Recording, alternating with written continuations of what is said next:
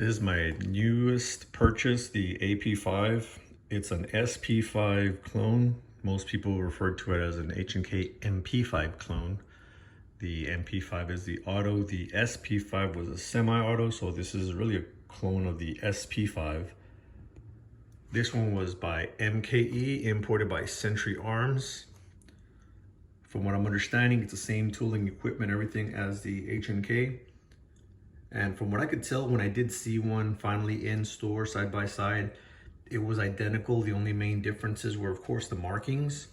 For example, the Century Arms markings and the way they did the safety and the fire. 0 for safe, 1 for fire. But I've seen others that have different variations of that, so it wasn't too uncommon to find those different even on actual H&Ks.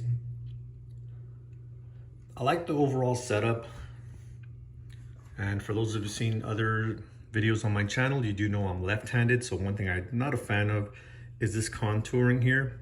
If you're right-handed, that's great. That's where your thumb would rest.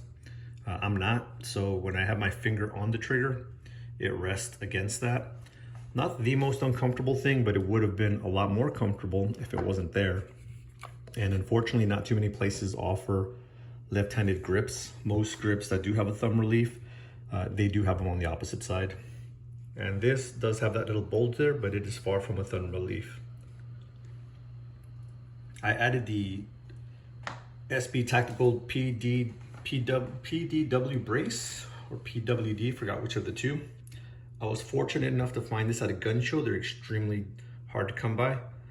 I love that it was a quick install. Just remove the pin, pop this out just by pushing it out, and then go ahead and slide in the brace and the cap. Put the pin back in and you're done.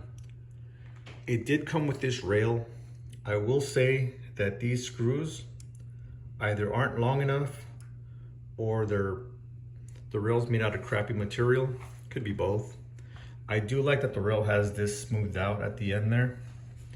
I read a lot of people using the charging handle, then cutting themselves because the rail was like real sharp.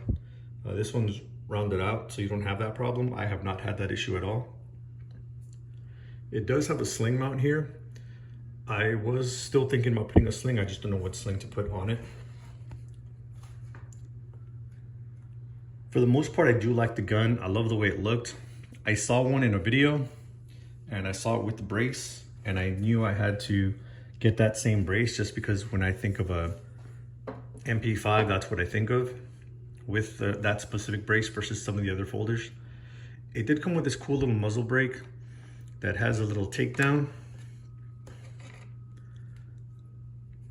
You just kind of push that in this way, and with a little bit of pressure up, pops right up. Same thing for putting it on. You just 3-lug adapter, push it down past the lugs, turn it, and same thing to lock it in, just kind of back and in, and it locks it. Because I did like that so much, I decided to get the adapter for my suppressor and figured I'd try it out. Now I do like that it does come with the threaded barrel in case you do want to just do a direct thread. But because I have two, or more than two, but two main ones that I plan on using this suppressor for, I like the option of being able to go ahead and just put it on, twisting it, and that's it. And because it has a point of reference, which is where it's got the 9mm marking, you can index it, so it's always the same way. For that specific gun, you don't lose a 0. I did add the Romeo 5. The only reason I purchased the Romeo 5 was because it was on special. Less than $120. That's shipping, tax, everything. So this is what it looks like. I think it's a beautiful gun. It's kind of pricey. They go for about $2,000, maybe a little over. I did get a $200 rebate on it, which I still need to mail off. It added the suppressor, added the brace. That's just the look I wanted to go for. I do not plan on putting a light on it. It just doesn't, this isn't the type of gun I believe should have a light on it. This is just a size comparison between the CZ Scorpion. I did extend the brace all the way out since the folder doesn't have the option to, retract. And if you could see, It's almost identical in regards to length.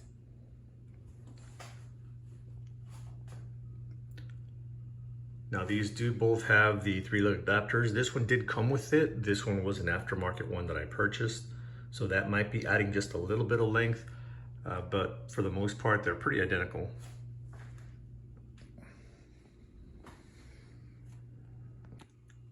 And this is the size comparison with the brace folded and the other brace in all the way. Now in this configuration, of course, the MP5 or SP5 clone does sit a little bit taller, but it's because the actual rubber part of the brace has nowhere else to go versus the folder, which it all pretty much locks up on the opposite side. One difference I did notice on these, when I went to go shoot them for the first times, the CZ Scorpion gave me no issues. From day one, it ran everything I put through it. And even afterwards, when we added the binary trigger on it, no issues whatsoever. The AP5, when I started shooting it, one, I did not clean either one, just for the record. Both of them straight out the box. No takedown, no wiping, no nothing. I just took them out. For that much money, I expect them to work immediately. I did run 115 grain ammo, full metal jacket through the AP5. It jammed multiple times. Failures to feed. A few were failures to extract, failures to eject. Some of them I say extract because it didn't actually pull the round out properly, so it jammed kind of stovepiped in there. And others, I'm assuming the shell kind of shot out and bounced itself back in somehow. But I ran into quite a few, and by quite a few, I mean more than 10. And I did shoot roughly about 150 rounds through it when I first picked it up. I will say that the manual does say it has a breaking period of about 500 rounds, but it's the only gun I've ever had do that.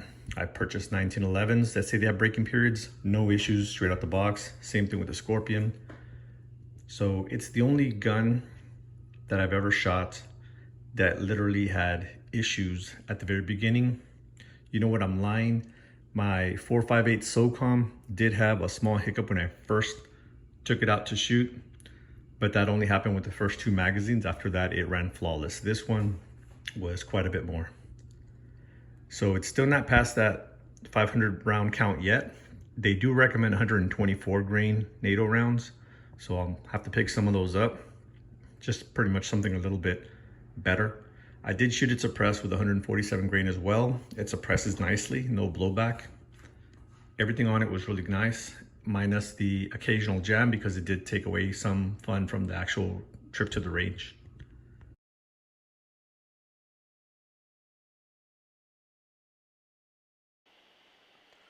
One of the benefits of the Romeo 5 is it did come with a high and low riser. I chose the high because, as you see here, I'm able to see through it and still co-witness in case my red dot ever goes out or the battery goes dead. So there you go, it's a battle sight right there.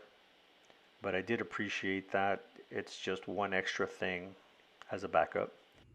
Now for those who don't have a CZ Scorpion size comparison, here is an AR9. Now this does have the SB tactical, the 3, SB, what is it, 3 brace. That's already the brace all the way in. That is on both of them. Both do shoot 9mm. Right now this AR9 has the 26 round mag in it, but you could tell the height is just taller. Now this one does come with an 8-inch barrel.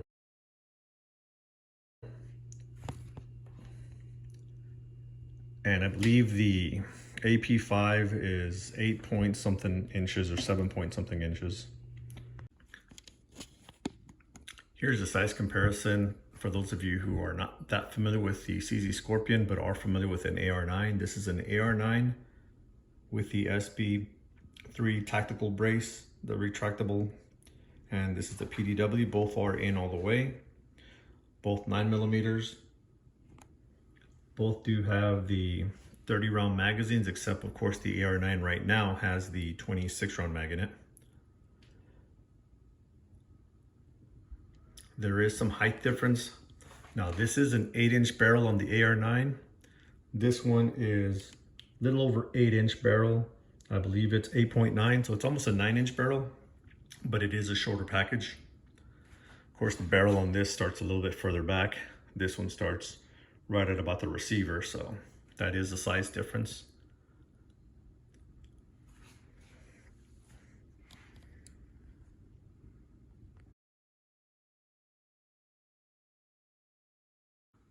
This is the height difference with both braces out all the way. I will add that the AR9 is sitting kind of at a cant versus the AP5, which is going straight up vertical. So that might be a small difference in the actual height of the two, but not much. Keep in mind that the muzzle brake is pretty much flush with the flashlight that you see there. So although I'm not showing the muzzle end device on here from this angle, it's pretty much the same.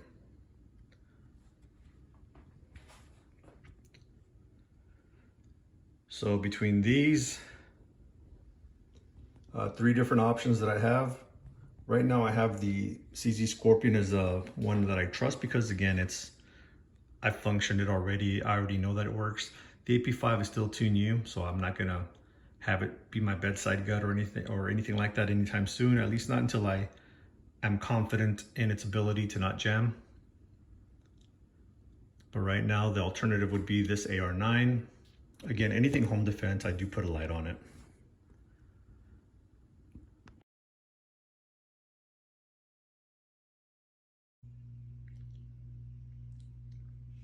All right, it's time to put this thing up. One of the issues I've run into recently, well, not so much recently, but it's been a thing for the last several months, is running out of space in my safe.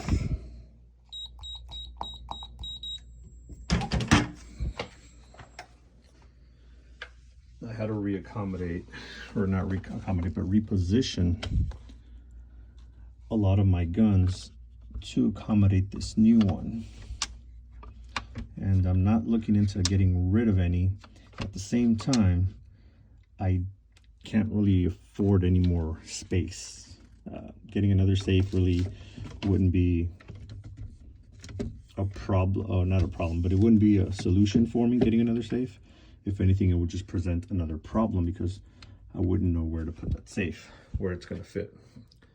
This one's already in a walk-in closet, so it's pretty, taking up a significant amount of space.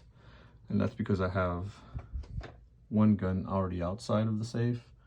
I have things like drums on the floor, knives on top, all these little extra accessories that I simply can't fit inside of my safe. So I've gotten these hangers. These really helped for the handguns. I was thinking of getting another little set of these to put right here, but that would leave me with no little shelf type space. I do need this opening for my barrel of my Browning over there. And keep in mind, all of my wood guns are in here.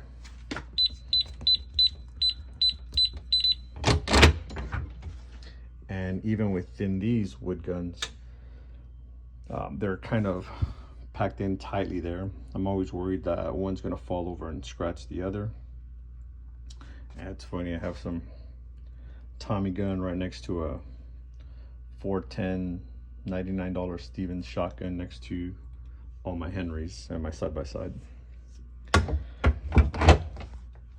So when it comes to the MP5, one of the things I did like about it was that it stands up on its tail end there with the PDW brace. And of course, because it sits shorter, I'm not hitting the bar on top. This MNP 1522 pistol was my original reason or inspiration for looking at the AP5. When I first got this, I thought it would pretty much look like a little miniature MP5. Now this is the original. This didn't come with that stock like the new versions did. It did have the quad rail, which I just shaved down. I still need to find a way to make that real nice and shiny again versus this matte looking color after having shaved off both sides of that rail. I did the bottom as well, just enough to get that little angled foregrip on there, or a little hand stop. But this was my inspiration for getting the little MP5. I just thought it looked cool. And when I saw it compared to the real MP5, I'm like, okay, it's a significant difference. But at a glance, to the untrained eye, You see something like that, and that's the first thing I thought about.